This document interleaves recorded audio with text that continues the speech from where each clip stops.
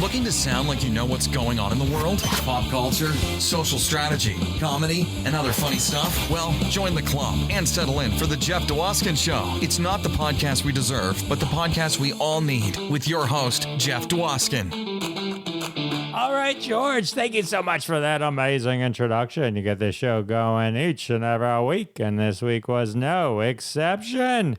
Welcome, everybody, to episode 126 of the podcast. I've got great news for you, everybody. I'm making an announcement. We're changing the name of the podcast. It's going to be the same awesome podcast. It's going to have a new name coming in a week or so. You'll know there'll be a new introduction to the podcast. It's going to be real cool, but it's going to be all the same podcast. Just a new name, new artwork, everything. Just kind of freshen it up, kind of give it a name that reflects more what the show is all about. You're like, but Jeff, doesn't Live from Detroit, the Jeff Dwoskin Show, reflect what the show is all about? Not really. I love the name, and why wouldn't I love it? It has my name in it. But when I reach out and show people, they're like, is it live? No. We tape it live, but it's not live. Is it focused on Detroit? No. I just happen to be from a suburb of Detroit. Like, oh, and who's this Jeff Dwoskin? That's me. But they don't know. Anyway, so we're coming up with a cool name. That way, when you tell all your friends, which I know you're telling them now, but it's a mouthful right now, right? But you'll tell your friends, it'll be easier for them to go, that sounds amazing. Anyway, just wanted to give you a heads up. That's coming up. You'll see everything kind of change. And I am looking forward to rolling that out to you. But in the meantime, I got an amazing guest for you. Today, it's May 2nd. We got May the 4th, biggest Star Wars holiday in the galaxy coming up. Then, of course, Revenge of the 5th coming up later this week as well. What better way to celebrate Star Wars than with Mark Anthony Austin? That's right, Star Wars Special Edition's very own Boba Fett is here with us today. Mark Anthony Austin, that's right. He's going to talk to us all about working with George Lucas and his experience working on Star Wars Special Edition. Mark is a pre-visualization expert, so this one's going a little behind the scenes as well. It's a very fascinating discussion. Mark's going to talk about some of the amazing movies he's worked on. I can't even rattle them all off. There's so many, but Ready Player One, War Horse, X-Men Days of Future Past, Thor: The Dark World, Oz the Great and Powerful, The Avengers, Casper. I mean, it goes on and on. So he's going to give us some real cool behind-the-scenes insight into how movies are made. So you're going to love this discussion. It's coming up in just a few minutes. Did I mention he was Boba Fett? I did. Okay, because that's really cool. It's really cool that he got to be Boba Fett. Anyway, I hope you all loved my conversation last week with Bernie Kopell. That was a special jewel in the crown for me. Loved him on The Love Boat. Of course, loved him on Get Smart. He just shared story after story after story. And of course, that completed my trilogy of Love Boat interviews. Isaac, Gopher, Doc. Boom. All here on the podcast. Topped only by my own accomplishments of Potsy, Ralph Mouth, and Mrs. C all being on the podcast. I would also like to point out that the main cast of Night of the Comet have all been on the podcast. Catherine Mary Stewart and Kelly Maroney. I'm starting to form an entire collection of people that have been on things. So I hope you're enjoying the ride. So definitely check all those out. Everything is, of course, available at the website, jeffisfunny.com, and any podcast app you love. Hope you continue to enjoy the bonus episodes, which pull from our live show, Crossing the Streams. Last Thursday, we had another bonus episode with some great TV binge-watching suggestions. You can join us live every Wednesday at 9:30 p.m. Eastern Time on YouTube, Facebook, and Twitter. Join along, chat along with us, or you can just wait and I send it directly into your ears via this podcast stream. Pick your poison. I do want to thank everyone for their support of the sponsors. When you support the sponsors, you're supporting us here at this lovely podcast, and that's how we keep the lights on. Today's interview sponsor, Fig & Associates, the makers of carbon freezing technology. That's right. If you're looking for carbonite freezing, look no further than Fig & Associates. Fig & Associates, now utilizing state-of-the-art gas technology. Hibernation sickness is a thing of the past. Do you need to get your mother-in-law from one place in the galaxy to the next and only at light speed will do? Sounds like you have no one else to turn to but Fig and Associates. Our molten carbonite flash freezing has never been easier. Keep your mother-in-law safe and quiet the entire journey, knowing you can rest easy that Fig and Associates uses only the purest anti-bane matter. That's right, Fig and Associates, your premier partner for carbonite freezing when you need it the most. All right, well, that sounds amazing. Advances in technology are always welcome, aren't they? I only wish I knew someone who could use some carbonite freezing technology. Wink, wink, wink. All right, well, I guess it's time to share my interview with Mark Anthony Austin with you. Special edition of the podcast where we go into the special edition of Star Wars and a whole lot more. You're going to love my conversation with Mark Anthony Austin. Get ready for an amazing behind-the-scenes look at movies and hear from the man who got to play Boba Fett himself and fulfill a lifelong fan dream. Everyone, Mark Anthony Austin. Enjoy. All right, everyone. I'm excited to introduce you to my next guest, visual effects guru, actor, animator. We loved him as Boba Fett in Star Wars Special Edition. Welcome to the show, Mark Anthony Austin. Mark, welcome to the show. Good to be here, Jeff. Good to be here. This is exciting. You've got such an interesting background. I know what the big thing is Boba Fett and Star Wars Special Edition, but let's build up to that a bit. I wanted to kind of the whole visual effects pre-visualization. Like, what does that all mean? Even like, what is your job? My job is now it's basically pre-visualization. Pre-visualization is, if you can imagine how expensive it is to have a crew turn up, for a film, just having everyone there is an army of people. And so with an army of people kind of being paid an hourly wage to hang around, there's no time to really experiment. And directors really want to experiment a lot more. They want their movies to stand out from the pack. And so what we do in pre-visualization, we call it previs because it's such a mouthful. Previs, okay? Previs, got it. What we do in previs is we create the movie set in the computer. We create the cameras. We go by the director's preference of lens kit. Like some directors love 27mm lens. Some directors hate 35mm lens. You find out the lens preference or the lens kit. You shoot this expensive scene on your computer, roughly animated set. Get all your shots worked out, and then they can take the previs to the set, show everyone what the shot is going to be, know exactly what the height of the camera is, the lens on the camera is, how far the actor is in front of the camera. Everything's worked out in 3D, so they can reproduce it without any wasted time on the day of the shoot. Essentially, Spielberg said it saved him $10 million off of War of the Worlds when he made War of the Worlds, just for the previs. $10 million it saved him for not having that army hanging around for all the times that you want to try something out. And we can try it out. We typically we're kind of shot creators, we're cinematographers. We typically create 2 shots per day. That's how fast you have to work. It's just you want to get as much animation in front of the camera because the animation of what's in front of the camera informs the camera what to do. So that's the whole reason we have to animate it the way we do. Wasted animation. I always thought that our previous animation would be on like the bonus DVD, the bonus clips or bonus features. And so the very first previous I did in 2009 was for Arthur Christmas. It was an animated Christmas movie. And I really thought that when I got the DVD or the Blu-ray that I would be able to see, some of my behind-the-scenes work. But I guess it's a taboo thing. They don't like to admit that previs even exists, in Hollywood. One day we'll get our reveal. But that's essentially what I've been doing since 2009. So in the War of the Worlds scenario where you're working with Spielberg, you guys are given the script. How much does he kind of inform you before you make those initial 3D renderings of the shots? And then is there back and forth where he'll be like, oh, I didn't like that. Yeah. Okay, let's have the War of the World guy come in from the left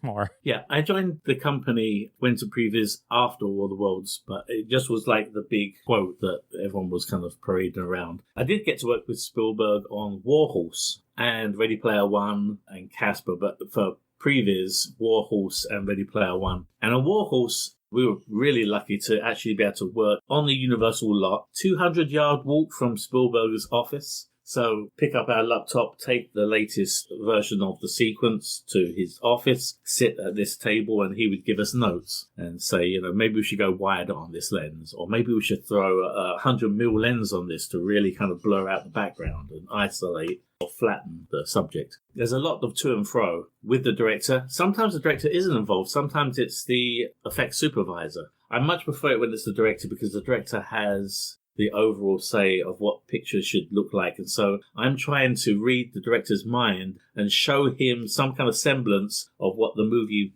that he wants to make looks like. So how much of the movie is the pre-viz guys doing? And then the director just imitating? Maybe that's why they don't talk about it, because the director is just imitating your work.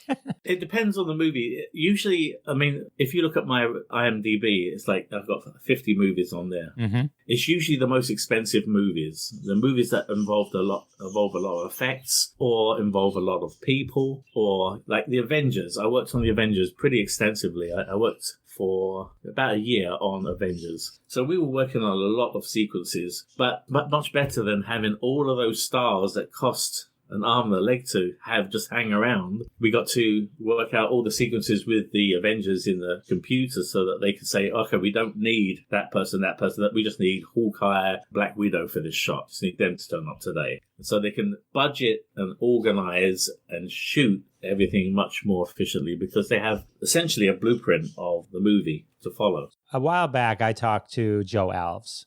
He designed the shark and Jaws, and he was showing all the storyboards and talking about all the visualization work that he did with Close Encounters of the Third Kind. Is that like the old archaic way to do it? And then this new previs is sort of like the new way to do all this type of stuff for the movies? Because like with Jaws, he had all the stuff drawn out. It was like... Yeah. Well, now we have computers. So in the computer, one person can orchestrate a whole shot, that the whole, like I said, it's an army of people that make a movie. So one person can orchestrate the lighting, the effects, what happens in the movie, the camera, single-handedly. And so it's very much become, it's something you could take home with you. You have basically the movie in your computer. We work pretty closely with storyboards. I much prefer starting with the storyboard because the storyboard answers 50% of the questions asked. And so I always start with storyboards. I have to draw a line at cameras that are not realistic cameras, not practical cameras. I always try to make my previews so that a practical team can go in there, set up the track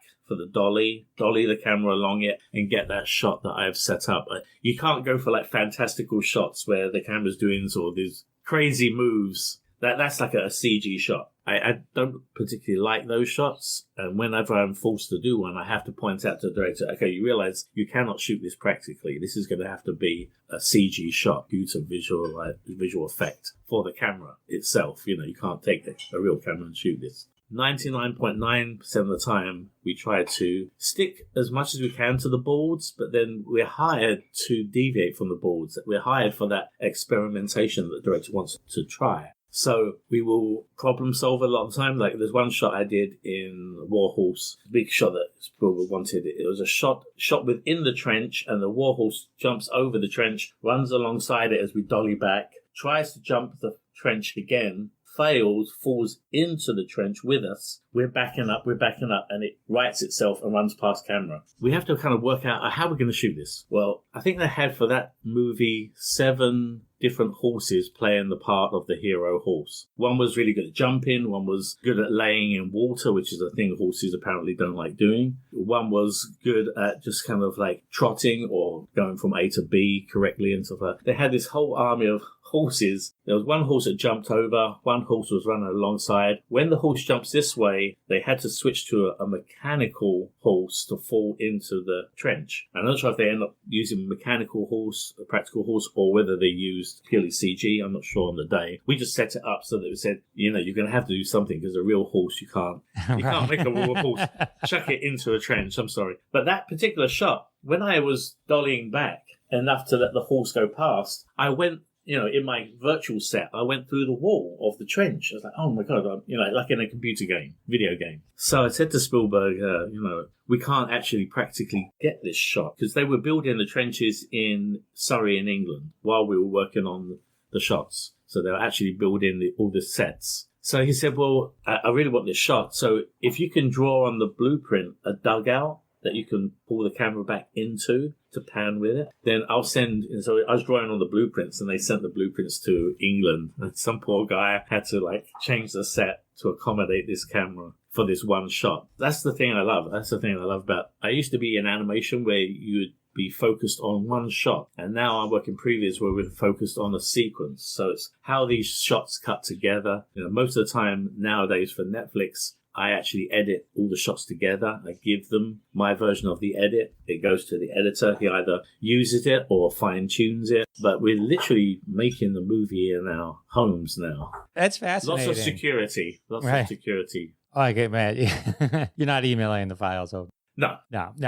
So that's fascinating, though, because that's like you were saying, all the money that could be saved. You figured out ahead of time this needs to be built. Otherwise, they would have been on set and everything probably would have had to stop. So wasted day. They would have to pay those people for the day, send them home, stop all shooting for the set until they'd make that alteration. Then shooting on the set would have resumed. And so all that time out, they got to pay people because they've got to be hanging around in England. Can't go back to America or wherever, Europe or wherever they came from. I think most of the cast were actually British in that show. They have to be on the set. They have to live on the set or near to the set for the duration of the shoot. So yeah, it's very expensive for one day of practical shooting with a large cast and a large set. How did you get into animation and then eventually this higher end previs? I got into it because I literally got to the end of college, and my college teacher, I did this general art course, and they said, what do you want to do out of all the stuff you tried? And I originally wanted to be an illustrator. So I said, I've always loved animation. She's like, oh, rolled her eyes. We don't offer animation. You're going to have to do some storyboards and see if you can get into a college that can teach you animation based upon your storyboards. So that's how I got into animation. When I came out of college with my degree in animation, this is before the internet. It was very hard to get a job. You had to take your VHS, get on the London Underground, go into London, walk to the studio, ask them if you could leave it with them for 4 days, and you have to come and pick it up and take it somewhere else. Here we could just send a link on the email to everybody. So it was very hard to get a job. I was 1.5 years as a bartender before I finally got a break. But I got my break in commercials. So I started doing commercials in England and Europe for 5 years. That's how I got into animation. And then brief version is that the company I was working for closed down. They'd been going for 35 years. They retired, they closed shop. I was out of a job, and luckily it worked out that ILM offered me it took a chance on me to teach me the computer. They wanted animators to learn the computer. It's faster than taking a tech guy and trying to teach them animation, which takes years. So you can spend 3 years teaching a tech guy animation, or you can take a 2D animator, teach them this computer software, which is user-friendly and intuitive, and in 8 weeks get yourself a computer animator. So that's what they did for Casper, because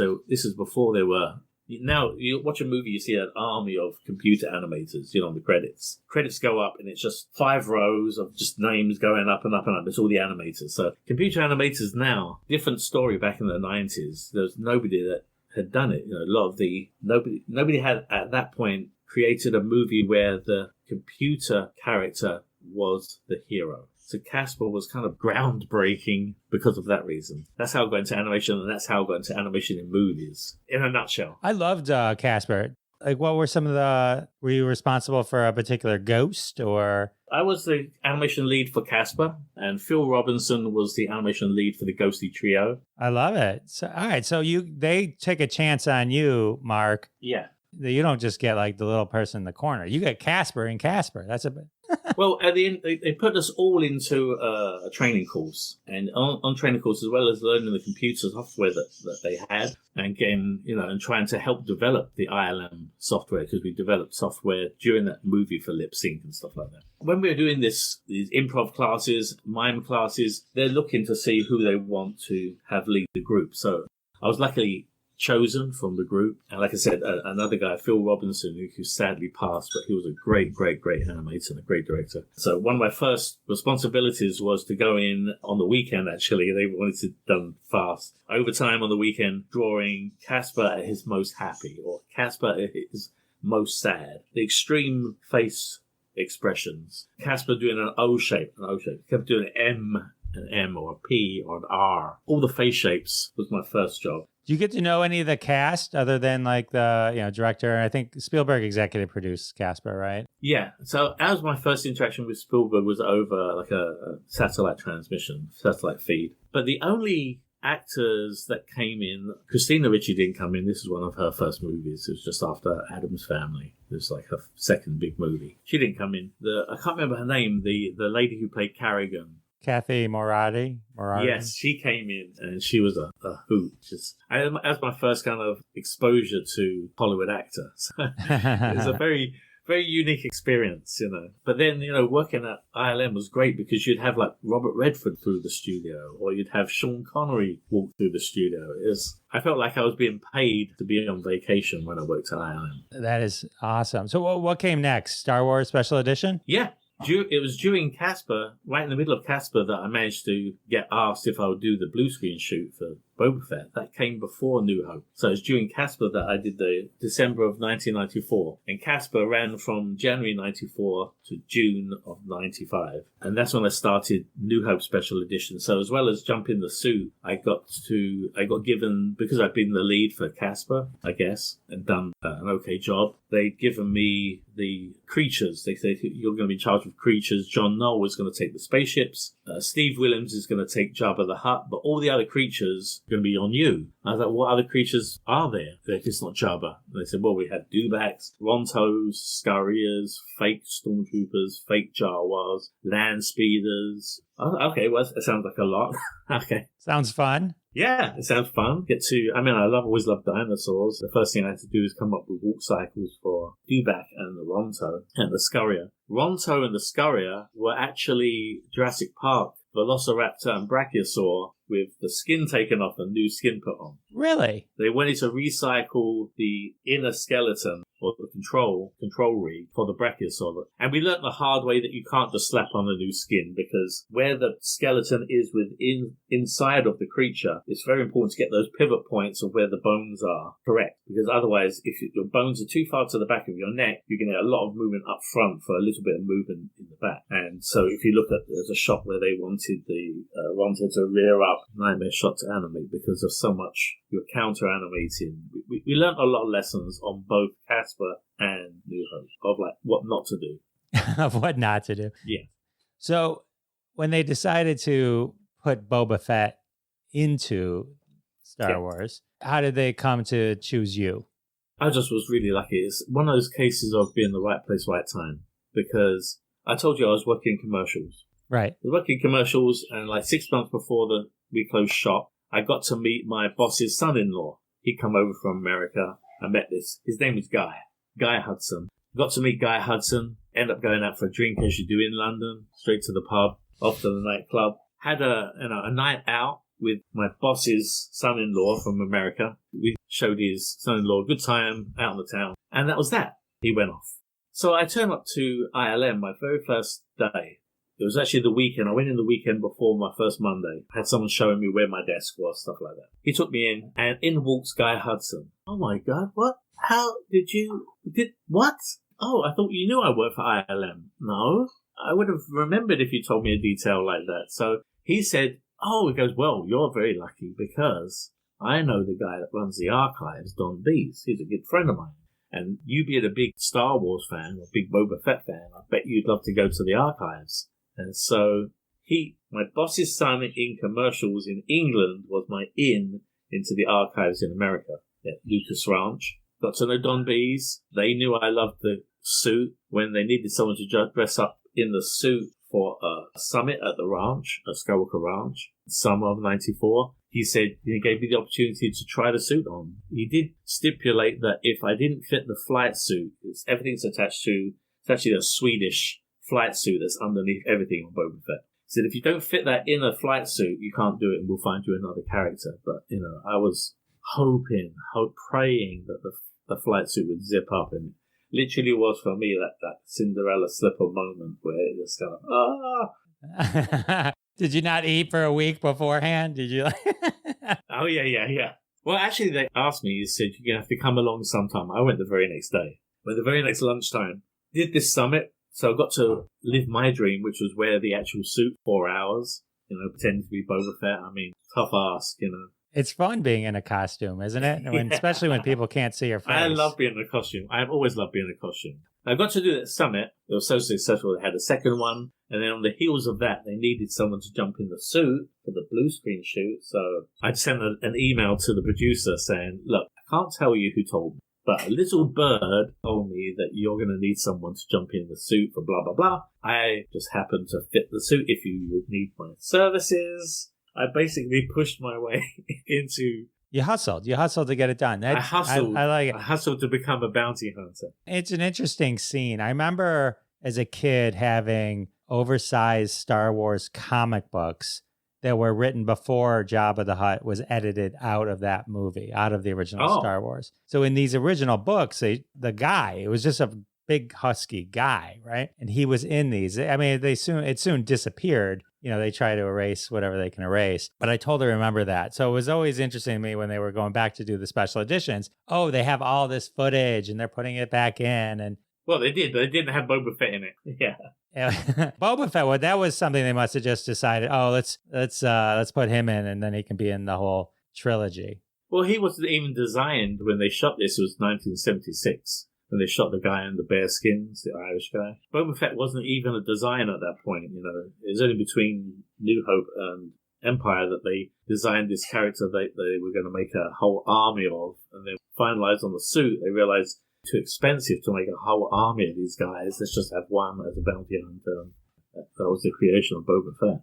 Was that before or after the Christmas special that no one talks about? Because there was a whole segment in that with Boba Fett. Yeah, I think it was after. But the Christmas special, that's a rite of passage in itself. If you have to make it through that without stopping or pausing. If you can make it through the Christmas special, you are a true fan. That is true. That is well. Certain elements are easier to get through than other elements, like the Boba Fett cartoons, and part of it is much easier to get through. But yes, if you're out there and you're a Star Wars fan, put yourself to the test. It's on YouTube.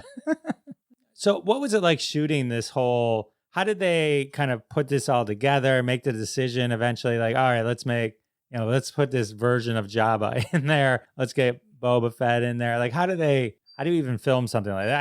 I know they can do amazing things, but it was just like... Well, it all starts with storyboards. It's just the whole process of George Lucas reimagining the movie to make it more like, oh, I'd make it now. I want to make it now how I would have made it then. It always starts with storyboards. The first thing I ever saw was the storyboards. And actually, the storyboards showed Jabba on a repulsor sled, hovering in on a repulsor sled. The reason they took the repulsor sled out is because with his height, and the repulsor head, he'd be much higher than Harrison Ford's eye line. So they thought, he's going to be off of the sled and on the ground to be the same eye line. Got it. But the repulsor sled was a great idea. If they'd done the repulsor sled, they might have not done the whole... I was only involved with the creatures, so I just had the plates that involved the creatures. I didn't know what other things they were going to do. I saw them in dailies, like I saw them change or color correct the Y-wings. When they blew up, the original flames were pink, pulling the colors out for the blue screen. They had to enhance them with yellow flames. And all the shots that they shot in the desert, they had to come up with this pantyhose filter, because on the original footage, George had pulled a pantyhose across the end of the camera to knock back all the details so that you couldn't look at that and see a Phillips screwdriver head or something on there. So we had to recreate a digital version of that to kind of make our shots match. But all the shots started as storyboards. So you got to see everything as storyboards, and decisions were made based upon those storyboards. There's one shot that I had, it was storyboarded. It's one where the stormtroopers are walking beside the dewback. But the shot was set up so that the opening of the shot started with like this, like a dewback's butt. His tail sticking out. Full in camera. It was the most ugly shot in the world. And all it did was in front of the camera, and it just walked away up the hill. Stormtroopers start going and walking on either side of it. And so if George Lucas wants this shot, then I have to at least block it out. So I blocked it out at the speed I thought the dewback would be moving. And then I did an alternate shot where that wasn't storyboarded, where I had the stormtrooper on the dewback looking into camera, so you got to see the face of the dewback. And then he goes, "Come on, guy," and pulls it round, and then he coaxes him round, and then it goes off, and it cuts. Luckily, George preferred my alternate version to the boarded original. So, like I said earlier, we always like to start with boards, but I don't like to feel like I'm inhibited by the boards. Part of the function of a storyboard is to clearly show you, Jeff, so you can look at the storyboard and say, I know exactly what that shot's going to be. It's not to make it the best it can be, it's just to be very clear in what that shot is. So our job is to, take the boards, make it still as clear, but try and get the best shot we can. Try and use either camera lenses or the setup or the movement of the camera to add to the shot, plus the shot, as we call it. How much did you work with George Lucas during this entire process? Not as much as I'd like to, because he was always very protected by his kind of bubble of people. I called them his yes men. Whenever George came to ILM, they'd make an announcement saying, George is coming, stay out the corridors, basically. Don't bug George, stay away. So it kind of like, they tried to kind of vinegar and water, try to separate the two.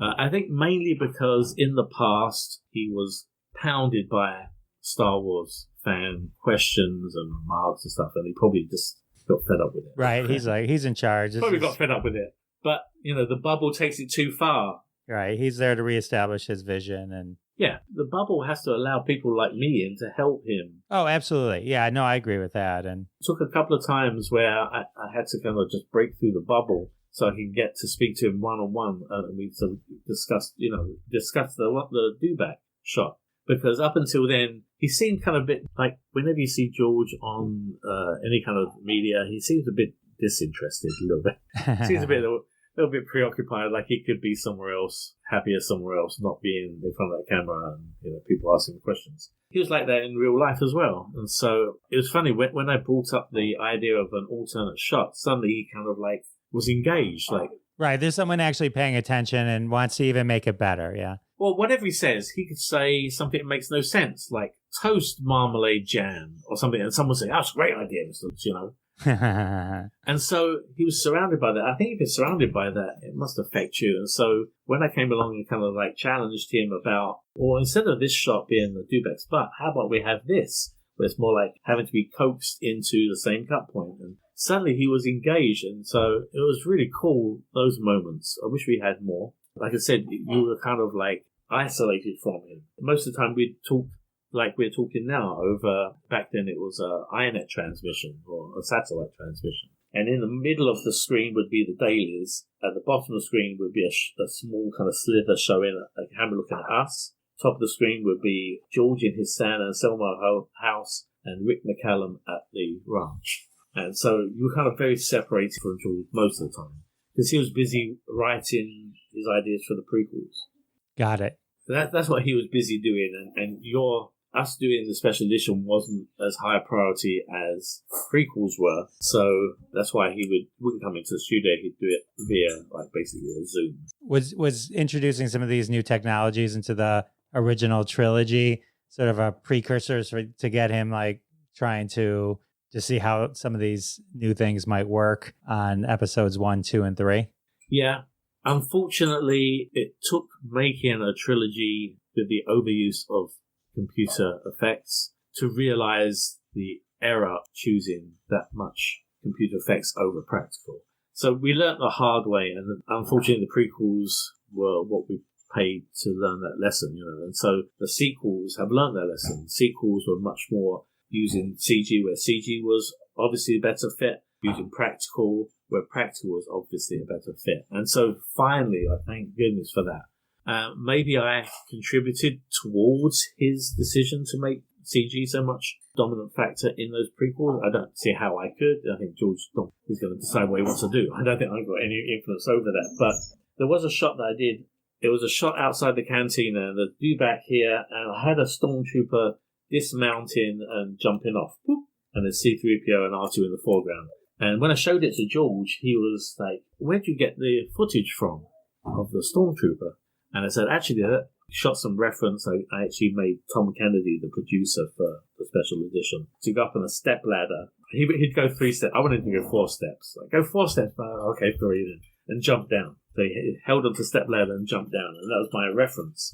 So I showed it to George, and he was like, that looks, I thought that was real. So maybe I contributed towards him. All right, so we can blame you for all that. I don't know. I hope not. I just want to do the best animation I could. I want it to look like a real stormtrooper. So I think the issue that I had with the prequels in terms of the over animation, like you were mentioning, was that at some points it became like a cartoon. Like it was almost too surreal. Like if they had just kept it within the rules of how they were doing the practical thing might move, then it probably wouldn't have mattered to me if it was CG or not CG. But there was like something in Attack of the Clones, I think, where our C-3PO was like flying all around, and it was just like it was so non-practical that it didn't feel like it even was the same series to me personally. No. But you have to remember, because we're looking back in history and looking back at the prequels, but if you rewind to the mid-90s when computer animation was in its infancy, and I would never have foreseen just how overused CG is at that time. We were trying to fill the holes with CG, kind of like the way that they use matte paintings. Oh, sure. They're trying to fill in the gaps with CG where you had to, but rely on practical within it. Maybe he was using the special editions as a testing ground. I don't know. I appreciated the idea of them trying to push the limits and all that kind of stuff. I thought, in that sense, I thought it was very cool. So a couple questions for you. I know multiple people have played Boba Fett over the years. Does the Star Wars fandom embrace all of you? Not equally, no. Because Jeremy's always going to be Boba Fett. Right. He will forever be Boba Fett, to all of us. He was Boba Fett to me. And I wouldn't ever want to feel like I don't deserve any part of what he deserves. He's my hero. That was one of the best things about. I never realized when I jumped in the suit, I just wanted to jump in the suit because I'm a huge Boba Fett fan. I didn't look forward 15 years and think, I might be at conventions with my heroes. Just having to hang out in the green room with Jeremy for an hour over coffee. It was heaven for me. He's always going to be Boba Fett. I think, and now I guess Tem is Boba Fett. Right. I'm never going to be a Tem. I'm never going to be a Jeremy. I just count myself as the luckiest Star Wars fan on the planet because I actually got to be my one hero. And it wasn't like I kind of liked Boba Fett, but I liked a whole bunch of other things. I was obsessed with Boba Fett, and my ILM desk was this kind of Boba Fett shrine. Everyone knew me as the Boba Fett guy. Whereas like people like Tem and Jeremy, they've done a lot of roles in a lot of movies. And this is another role in another movie. For me, it's all I wanted to do. It's a different mindset going in. No, I totally understand. The other Boba Fetts in some ways. So I don't class myself as any kind of equal to those guys. Those guys are actors. I'm just a fan that was lucky enough to live his dream. Yeah, I can't. That must have been super cool too. I mean, to be Boba Fett. I mean, that is the armor is the coolest thing. I have a question. So when they changed the name of the ship from Slave One, I don't want to necessarily get into that discussion and that aside for a second, but some of the press or things that I read where you got into it with Disney fans over having an opinion. What do you think the fandom is like now versus then? Because I think in all the different fandoms, there's like this self entitlement that's kind of evolved over time. And I know you kind of got thrown into it and had to tussle with that. What was that like? I mean, what was that experience like to then? It's funny that you can try and have an online presence and be positive and keep your everything on my media is I try and be positive. But someone asked me my opinion. At first I was reluctant to say because you never know what arguments it's going to spark. But in the end, it's an opinion. It's only my opinion. Like all your questions to me on this show, I'm just giving you my opinion of my experiences. And everyone else is entitled to their opinion. I'm respectful for everyone else's opinion. They can have them. But when I'm asked my opinion and I say it, you shouldn't penalize me for giving an honest answer. And so my honest answer was basically that Slave One, the one, made the all difference. There's two types of people in the world. Star Wars fans and people that don't know Star Wars. Am I wrong? No, you're right. Right. You ask a Star Wars fan, what's Slave One? They'll tell you. Boba Fett spaceship. You ask someone that doesn't know Star Wars, what's Slave One? They'll be like, I don't know. What do you mean, like a slave? No, Slave One. The one throws them. I don't know what this is. I don't know. What is that? It must be the name of something because it's a capital S. Why would they have a capital S on a 1? Must be the name of something. So I couldn't understand why, and also it's character in a galaxy far, far away. They're pretty clear about that. At the beginning of the movie, what does it say? A galaxy far, far away. Yeah, not this one. Yeah. Not this one. not this planet. Not even this solar system. Not even this galaxy. And so everyone's kind of like trying to make a connection between Slave One and everything associated with the word slave on this planet. It's like, why make that connection that no one's made in 40 years? Nobody but you have made this connection. And once Disney made it, it was out there and it's never going to go away because it's already there. And so I felt kind of just angry at Disney for making something of nothing. And now everything's affected by it. Like even this conversation, we're talking about this thing that happened. It's going to be here forever. And I just felt like they had tainted something I loved. Like I grew up loving Boba Fett. I grew up loving Boba Fett's ship. And for them to like just kind of taint it, just kind of make it this taboo or controversial name, it's like it wasn't a controversial name. It was Boba Fett's spaceship. Sorry, I was trying to steer I was trying to like more just like what it was like to kind of go mano a mano with the fans and like some of the... The thing is that this is what I say to the fans, is that, okay, let's change it. Let's change the world so that everybody has the same opinion as you. So imagine you got up in the morning and everyone you interacted with every day, all day, had exactly the same values and opinions that you have. That would drive me insane. That world, the fact that we are all diverse is the great thing about the human race, It's not like you can compare us to any other mammal. You look at any other mammal, orangutan, we are so much more diverse than orangutans. Every other mammal. They're attaching this negative thing to it, whereas it should be positive.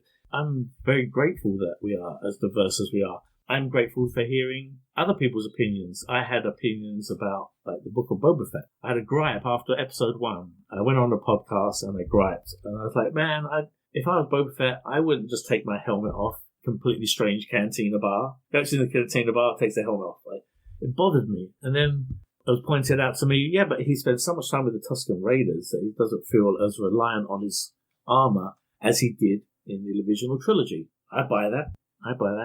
It's not like my opinion can't be swayed. That's why I love hearing other people's opinions. Like when someone said that, I was like, yeah, that makes perfect sense. He's not as dependent as he used to be on his armor because he lived for so long without it with the Tuskens. I love hearing other people's opinions. When I do a con and I'm signing, I always ask the person, I know why I love Boba Fett. Well, why do you love Boba Fett? And find out that their kind of inner workings, what clicks for them. Most of the time, it's either the coolness of the costume or the presence that he had, the presence on screen. That's usually the two winning things, but everyone has their own... Yeah, absolutely. We was talking about how this self-entitlement came about, and I think it's because of the internet. Because if you think about before internet, there wasn't this entitlement that people obviously have because they're voicing it. Right. A lot of people moaned at me and said, how could you do the special edition? I was like, if anyone on the planet has the decision, hey, you know what, I want to change some stuff, it's Mr. Lucas. I mean, nobody else, no one else. If someone else had said it to me, I'd have been like, well, I don't know. But when George Lucas says, you know what, I want to change this, this, and this, do my vision, which is blah, blah, blah, then I'm like, well, you are the only person that has that right to change your own stuff. I'm all for it. So I'd rather help you make it the best that I can than say, no, I don't want anything to do with it, and then they'll hire somebody else to do it. Oh, absolutely. It's very... Joe Rogan calls them the recreationally outraged. The people that enjoy poking fun at poke holes in the overuse of CG, and then the same people will complain, oh, there's a guy in the back of the set on The Mandalorian with jeans on. Like, which do you want? You can't hate everything. Which one do you want? Come on. You're going to get Easter eggs with live-action practical shoots. You're going to get clinical sterileness with overuse of CG. I mean... Right, you can't win. It's... Yeah, and I bet the same people will complain about both. I just want to go back to the day where the movie comes out, you watch it, you enjoy it, you wait for the next one. Yeah. Yeah. I watched a 20-minute breakdown of the new Doctor Strange 2 trailer the other day. It's like every second they're like, they have 15 minutes on every 3 seconds of video. Speaking of Doctor Strange, how was working with Sam Raimi? You worked with him on Oz the Great and Powerful, didn't you? Yeah, and I actually didn't get to work with him that much when I worked on that show. I got to work with him much more on a small kind of movie pitch he did in 2016. The thing is that they wanted everyone to go up to Detroit. That's where you are, aren't you? Detroit, yep. That's where they made Oz the Grand Powerful. And so it was hard. It was hard to accept those kind of jobs because I'd hate being away from my family for 4 months. But that was the ask. So it worked out that in previews, the guys that didn't have a family, the guys that just had an apartment, they were, I'll sign up for 6 months in Australia, paid for. Whereas I was kind of, so I worked for Sam Raimi, but remotely. I was sending my work from Los Angeles to Detroit. Got it. But I did get to work with him much more closely on, I can't remember what the show was called, After Party it was called. But that's when I got to meet him. And he actually signed the Art of book.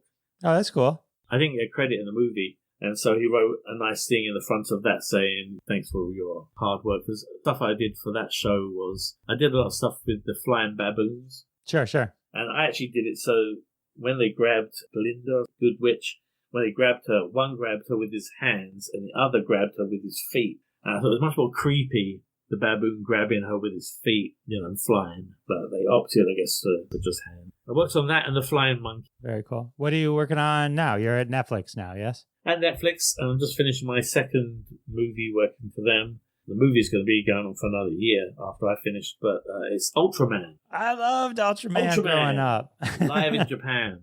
It's an anime. The thing that hooked me, because I've watched, I said, 50 movies, so when it says an anime movie, I was like, oh my God, I'd love to work on an anime. It's a different style, cinematographically, a different way of filmmaking, much more stylized. Partway into working on this movie, I did point out, I was like, we're making it a bit too Hollywood.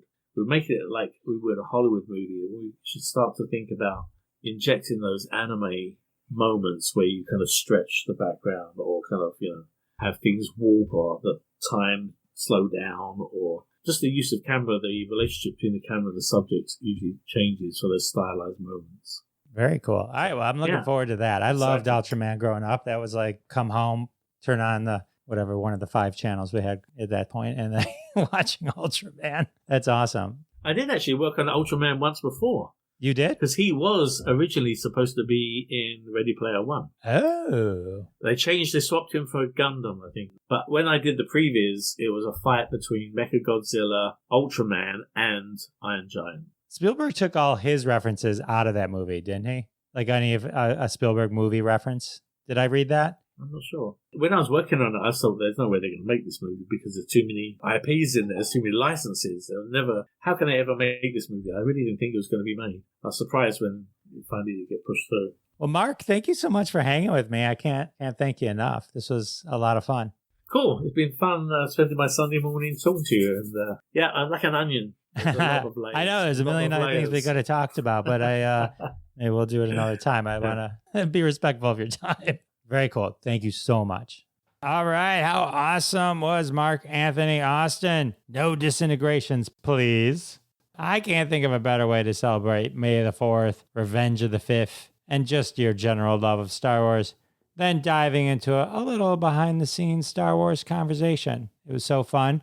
It's so cool when someone can fulfill a dream, loving Star Wars, loving Boba Fett, being able to be Boba Fett in a movie. So cool. So cool. And let's face it, who's cooler than Boba Fett? All the Mandalorians are they're pretty hot right now. They're pretty hot. All right. Well, with the interview over, that can only mean one thing. That's right. It's time for a trending hashtag from the family of hashtags at hashtag Roundup. Follow us on Twitter at hashtag Roundup. Download the free, always free, doesn't cost a penny hashtag Roundup app. Get notified every time a hashtag game starts. Play along with us. And one day, one of your tweets might show up on Live from Detroit or whatever the new name of the podcast is. And fame and fortune will await you. Today's hashtag is doubly special. One, it comes from Sci-Fi Tags, which is a weekly game on #Roundup dedicated to sci-fi tags. They bring it every Saturday. This hashtag in particular is extra special. #I love Star Wars because. And why is it extra special, you ask? Well, I'm glad you asked.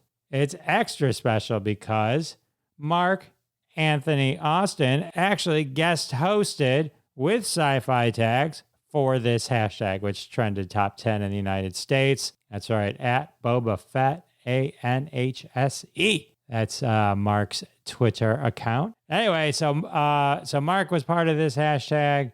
Sci-Fi Tags led the charge as the host game account, bringing all the love to Star Wars with #I love Star Wars because. Tweet your own.